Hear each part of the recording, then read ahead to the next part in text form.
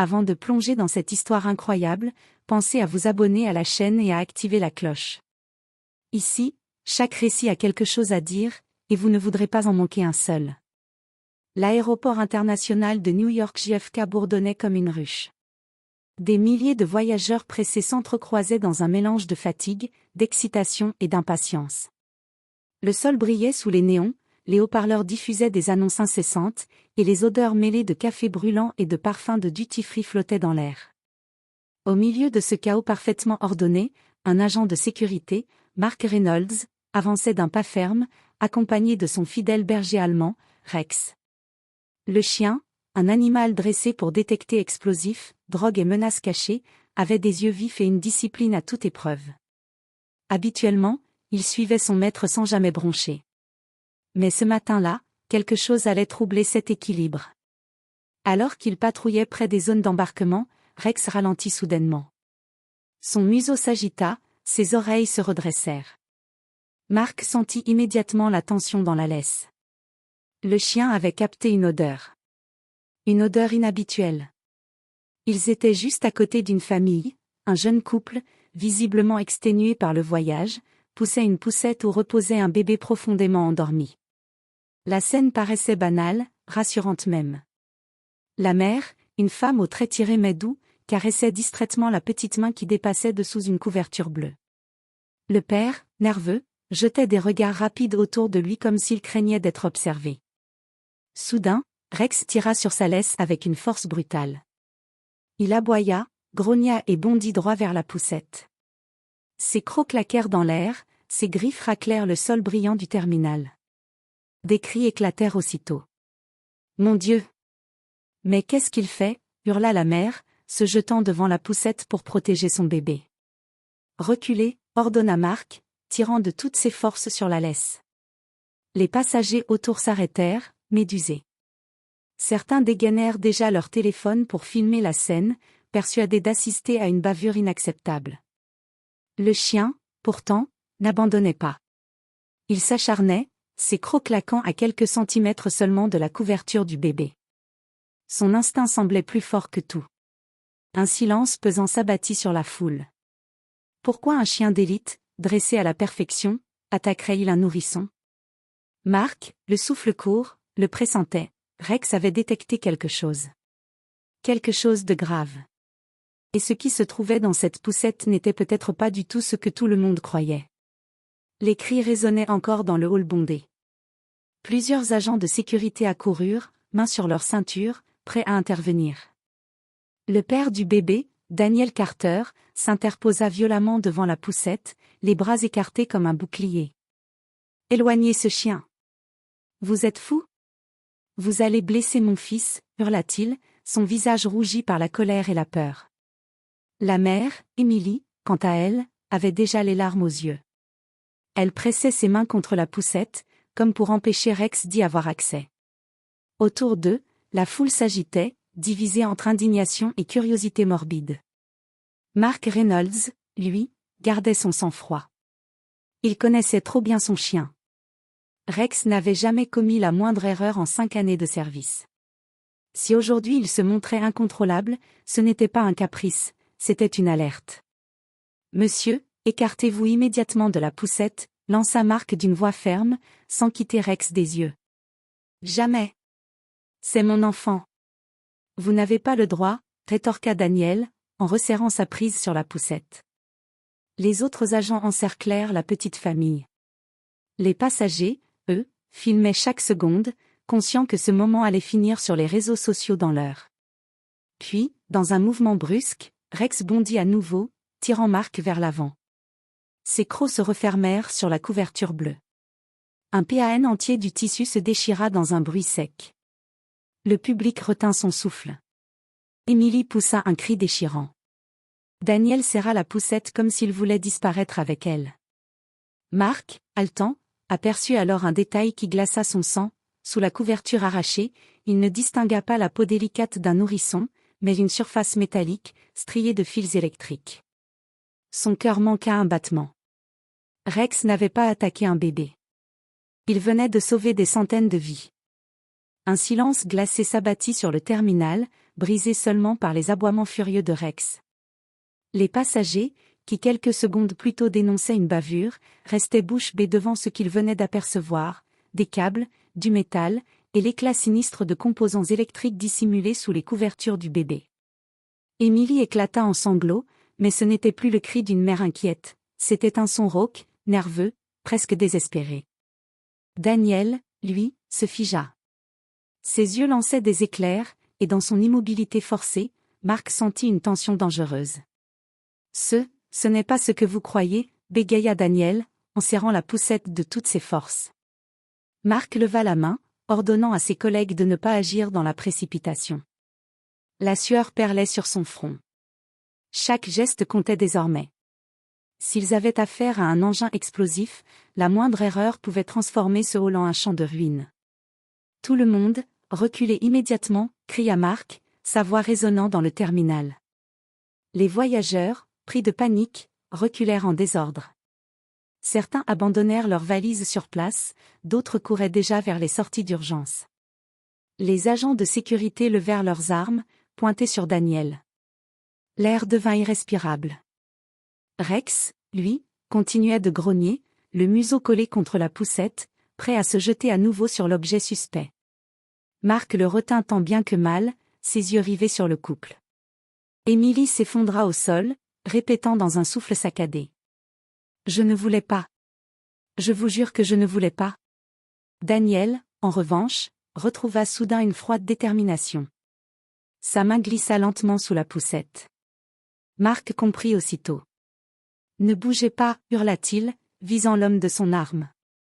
Le temps sembla s'arrêter.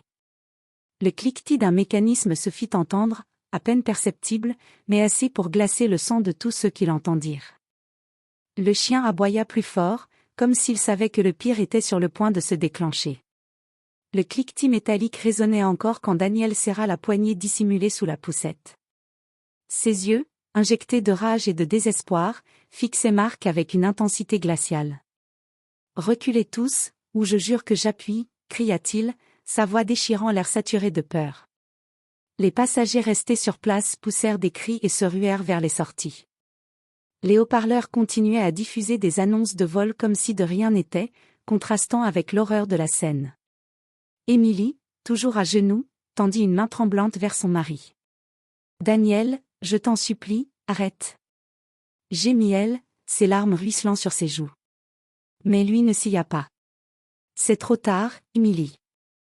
On est allé trop loin. » Marc ne clignait pas des yeux. Il connaissait ce regard, celui d'un homme qui n'avait plus rien à perdre. Son doigt était à quelques millimètres de ce qui semblait être un détonateur. Rex, le berger allemand, grognait toujours, prêt à bondir au moindre signe. Marc resserra la laisse, conscient que le moindre mouvement brusque pouvait précipiter la catastrophe. Un autre agent s'approcha discrètement, mais Daniel remarqua son ombre et hurla. « Une seule étape de plus et on explose tous ici. » Le temps semblait suspendu. Chaque respiration résonnait comme un écho assourdissant. Les voyageurs encore présents, terrifiés, s'étaient figés derrière les colonnes, incapables de détourner les yeux. Marc prit une inspiration lente et tenta d'apaiser la situation. « Écoutez-moi, Daniel, vous n'avez pas besoin de faire ça. Vous avez encore le choix. » Un sourire amer déforma le visage de l'homme. « Le choix ? Le seul choix qu'on nous a laissé, c'est celui-ci. Personne ne nous écoute. Personne ne nous voit. Alors, aujourd'hui, ils nous verront. » Sous la poussette, une lumière rouge s'alluma soudainement, un petit écran digital venait de s'activer. Un compte à rebours venait de commencer. Le petit écran rouge clignotait sous la poussette, affichant un chiffre terrifiant, minuit 10. 10 minutes. 10 minutes avant l'explosion. Un frisson glacial parcourut Marc. Chaque seconde comptait désormais. « Mon Dieu !» souffla l'un des agents derrière lui. « En place, tout le monde !» ordonna Marc d'une voix ferme, reprenant immédiatement le contrôle. Des sirènes d'alarme se déclenchèrent dans tout l'aéroport. Les voyageurs paniqués se bousculèrent dans une marée humaine pour fuir les lieux, certains trébuchant, d'autres abandonnant leurs bagages en chemin. Les haut-parleurs passèrent en mode d'urgence, demandant l'évacuation immédiate du terminal. Daniel, lui, restait campé sur ses positions, les mains crispées sur le dispositif. Reculez. Si quelqu'un approche, j'appuie et tout le monde y passe, hurla-t-il. Émilie, secouée par les larmes, implorait. Daniel, non, pense à notre fils. Ces mots frappèrent Marc comme un coup de tonnerre. Un fils ? Avait-elle dit cela par réflexe, ou y avait-il réellement un enfant impliqué dans cette folie ? Rex continuait de grogner, le museau frôlant la poussette, ses instincts plus affûtés que jamais. Marc sentait son chien prêt à agir, mais il savait que l'animal ne pouvait pas désarmer une bombe. Équipe anti-explosif en route, cria un agent dans son talkie. Mais Marc le savait, 10 minutes, ce n'était rien dans ce genre de situation. Daniel semblait se nourrir de la panique ambiante. Son regard devenait de plus en plus fiévreux, ses mains tremblaient, mais il refusait de lâcher prise. Vous ne comprenez pas. Ils nous ont volés, ils nous ont écrasés. Alors aujourd'hui, on leur rendra tout. Marc tenta une dernière fois. Daniel, regardez-moi. Vous pouvez arrêter ça. Donnez-moi la poussette. Vous n'avez pas besoin de faire du mal à des innocents. Le compteur afficha minuit 9 minutes 2 secondes. Le temps s'échappait comme du sable entre les doigts. Rex bondit soudainement d'un pas en avant, arrachant un hurlement à Émilie et déclenchant un geste brusque de Daniel. Le silence tomba une fraction de seconde. Le doigt de Daniel n'était plus qu'à un souffle du détonateur. Le doigt de Daniel tremblait au-dessus du détonateur. Le temps semblait s'arrêter.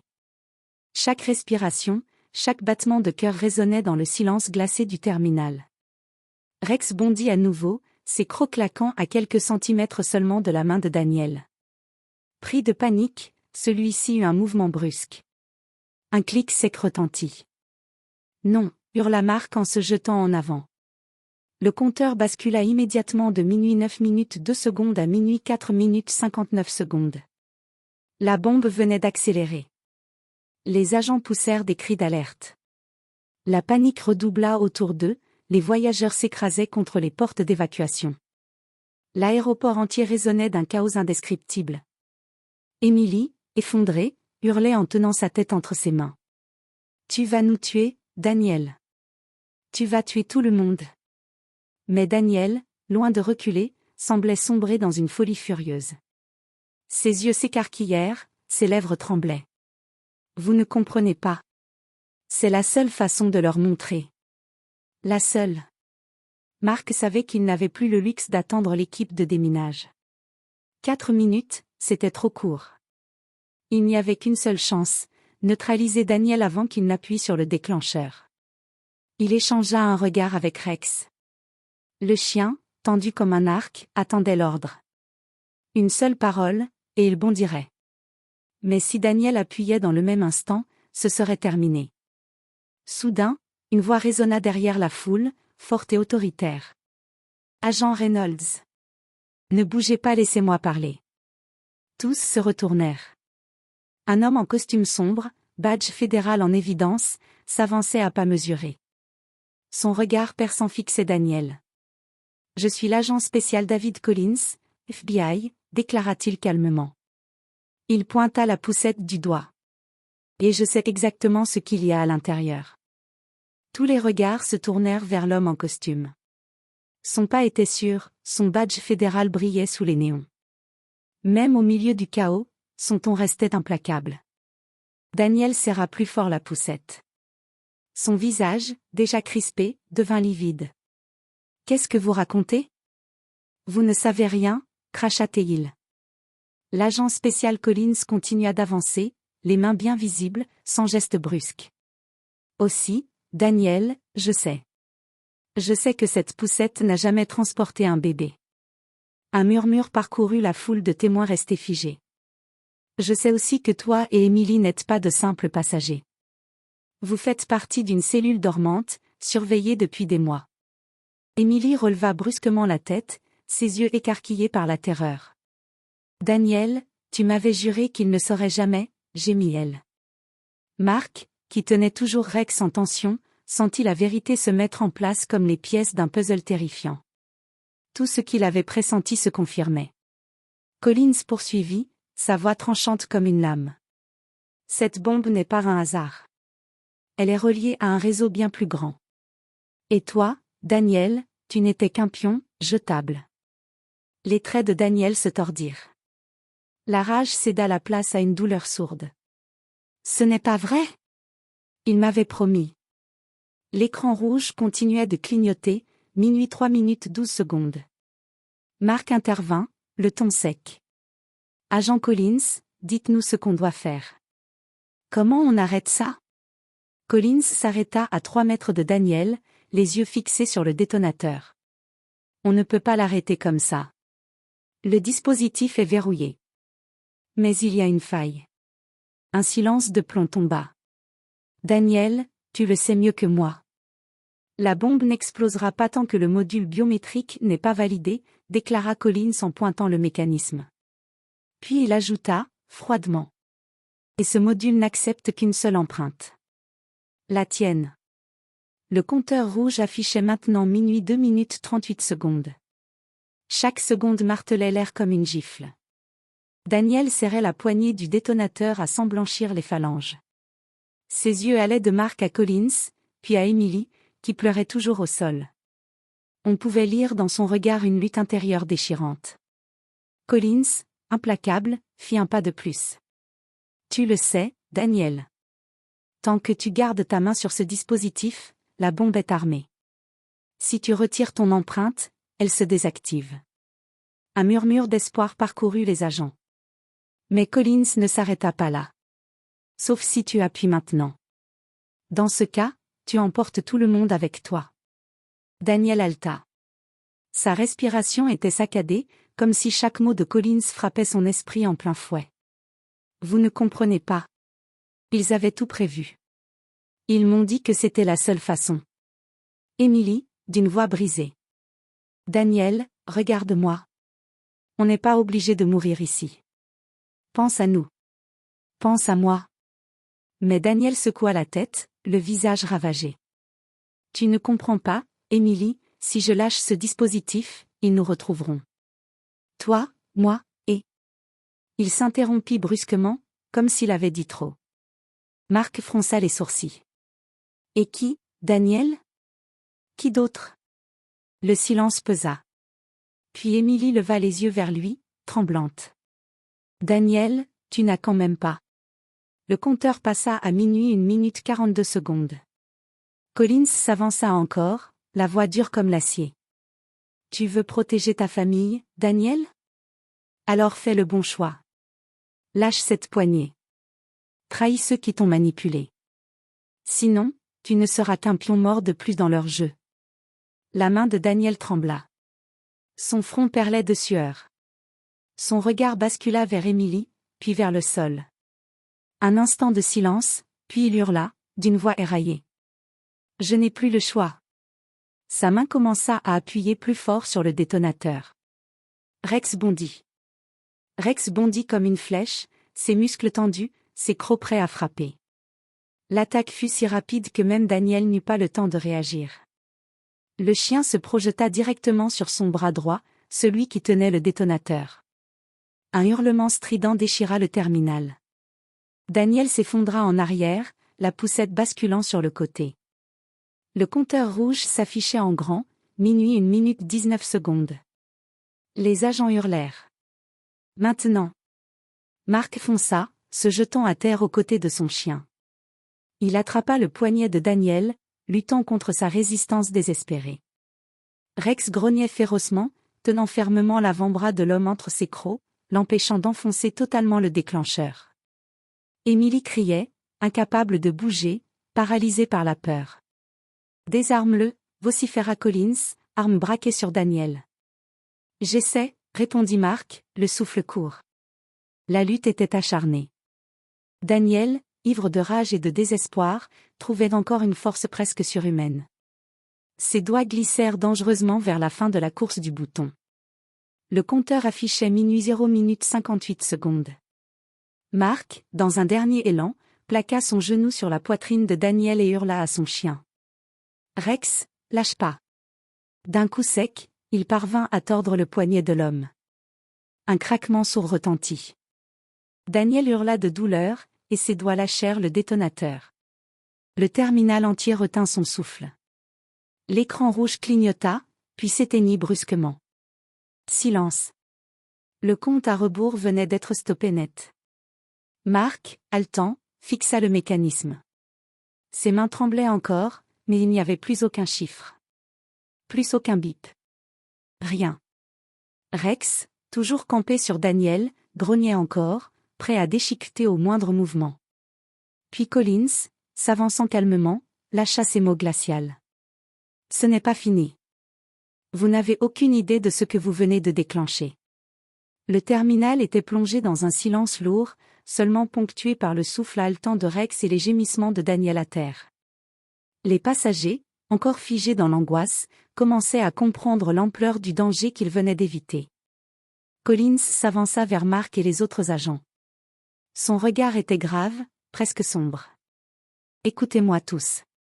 Vous pensez que c'était fini, mais vous vous trompez. » Marc fronça les sourcils. « Que voulez-vous dire ? La bombe est désactivée. » Collins secoua la tête. « Celle-ci, oui. Mais elle n'était qu'un test. Un avertissement. » Il montra la poussette renversée et le détonateur neutralisé. Il voulait savoir jusqu'où leur pion pouvait aller. « Vous pensez que Daniel et Emily sont seuls ? Non. Cette cellule n'a jamais été isolée. Ils ont d'autres plans, d'autres dispositifs, d'autres innocents à menacer. » Emily, encore tremblante, s'effondra sur les genoux. « Vous voulez dire, il y en a d'autres ? » Collins hocha la tête, froidement. « Oui. Et le temps joue contre nous. Si nous ne trouvons pas les autres dispositifs rapidement, il y aura des victimes. Des centaines. » Rex grogna, comme s'il comprenait l'ampleur de la menace. Marc posa une main sur sa tête, tentant de calmer le chien, mais lui-même sentait l'angoisse monter. Daniel, toujours au sol, gémissait de douleur. Sa rébellion était terminée, mais ses yeux brillaient encore d'une lueur féroce. « Vous ne comprenez rien. » murmura-t-il. « Nous comprenons assez pour vous arrêter, » répliqua Collins, sans quitter le détonateur du regard. Le terminal entier reprenait peu à peu ses esprits, mais la tension restait palpable. Chaque pas, chaque souffle pouvait déclencher un nouveau chaos. Marc regarda Rex, puis Emily, puis Daniel. Son instinct lui criait que ce n'était que le début. « Alors, on fait quoi maintenant ? » demanda-t-il, la voix serrée. Collins le fixa intensément. « Maintenant, nous trouvons les autres. Et nous neutralisons la menace avant qu'il ne soit trop tard. » Le compteur de peur dans le cœur de chacun venait de passer à un niveau supérieur. L'aéroport n'était plus seulement le théâtre d'une attaque manquée, mais d'une guerre invisible contre une organisation que personne n'avait encore vue. Le terminal était désormais sécurisé, mais l'angoisse persistait. Les passagers étaient évacués, certains en larmes, d'autres encore sous le choc de ce qu'ils avaient vécu. Rex restait aux côtés de Marc, les muscles tendus, les oreilles dressées. L'animal semblait sentir que le danger n'était pas encore passé. Collins s'agenouilla près de Daniel, toujours haletant et blessé. « Vous allez coopérer, sinon vous n'êtes plus seulement un pion. » Daniel, la tête baissée, murmura. « Vous ne comprenez pas, ils ont des yeux partout. Même ici, même maintenant. » Marc échangea un regard avec Collins. Le message était clair, ce qu'il venait de déjouer n'était qu'une pièce d'un puzzle beaucoup plus vaste. Emily, toujours secouée par l'adrénaline, s'approcha de son mari. « Daniel, qu'est-ce qu'on a fait ?» murmura-t-elle, la voix tremblante. Collins se redressa et fit signe à Marc de le suivre. « Nous devons partir. Maintenant. Chaque minute compte. La cellule a d'autres plans, et ce que nous venons de désamorcer n'est que la première étape. » Marc acquiesça, la gorge nouée. Rex aboya, comme pour confirmer, le danger était loin d'être terminé. Alors qu'il sortait du terminal, un détail attira l'attention de Marc, un écran d'information à l'entrée affichait des vols retardés et annulés. Mais parmi les annonces, un message clignotait rapidement. Tous les mouvements à l'aéroport sous surveillance. Sujet prioritaire, poussette suspecte suivi actif. Marc sentit un frisson parcourir son échine. Quelqu'un d'autre savait. Quelqu'un d'autre les observait. Collins murmura à son oreille. Ce n'est que le début, et croyez-moi, nous ne savons pas encore à quel point. La caméra de sécurité capturait encore chaque pas, chaque mouvement. Et dans l'ombre, quelque part à l'extérieur du terminal, une silhouette masquée souriait, invisible mais pleinement consciente que la partie venait à peine de commencer. Le compte à rebours n'était pas terminé.